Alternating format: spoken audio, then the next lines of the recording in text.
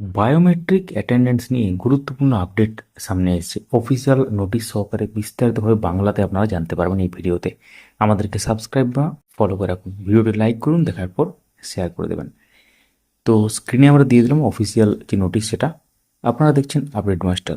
আজকের ভিডিওতে আমরা আলোচনা করব পশ্চিমবঙ্গ প্রাথমিক শিক্ষা পর্ষদ অর্থাৎ West Bengal board of primary এডুকেশনের প্রকাশিত একটি অত্যন্ত গুরুত্বপূর্ণ নতুন বিজ্ঞপ্তি নিয়ে।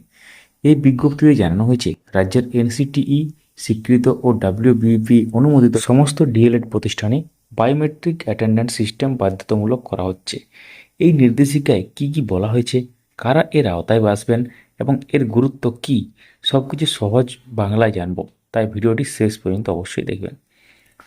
তো স্ক্রিনে দেখতেই পাচ্ছেন 15 জুলাই 2026 ডাব্লিউবিপি একটি অফিসিয়াল নোটিশ জারি করে।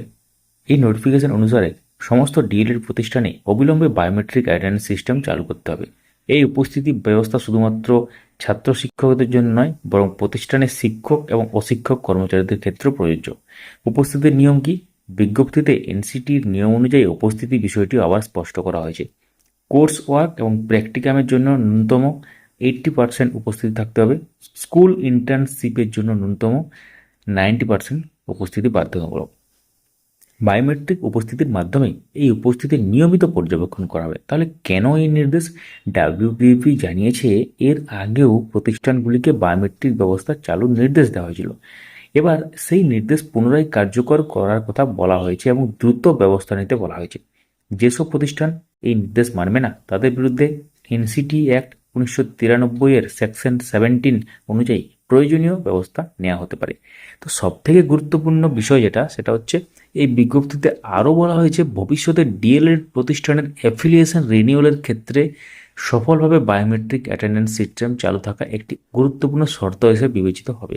অর্থাৎ এটি শুধুমাত্র উপস্থিতি ব্যবস্থা নয়, ভবিষ্যতে প্রতিষ্ঠান অনুমোদন নবীকরণের সঙ্গে সরাসরি যুক্ত। সব মিলিয়ে বলা যায়, ডিএলএড প্রতিষ্ঠানগুলির জন্য এটি একটি অত্যন্ত গুরুত্বপূর্ণ প্রশাসনিক সিদ্ধান্ত। যদি আপনি ডিএলএড এর ছাত্রছাত্রী, শিক্ষক, শিক্ষাকর্মী অথবা কোনো প্রশিক্ষণ প্রতিষ্ঠানের সঙ্গে যুক্ত থাকেন, তাহলে নির্দেশিকা অবশ্যই জেনে রাখা প্রয়োজন। এই আপডেটটি যদি আপনাদের কাছে গুরুত্বপূর্ণ বলে মনে হয়, তাহলে ভিডিওটি লাইক করুন, শেয়ার করুন এবং শিক্ষা সংক্রান্ত নির্ভরযোগ্য দ্রুত আপডেট পেতে আপডেট মাস্টার চ্যানেলটিকে সাবস্ক্রাইব বা আপডেট মাস্টার পেজটিকে ফলো করে রাখুন এবং বেল আইকন প্রেস করে অল করে দেবেন।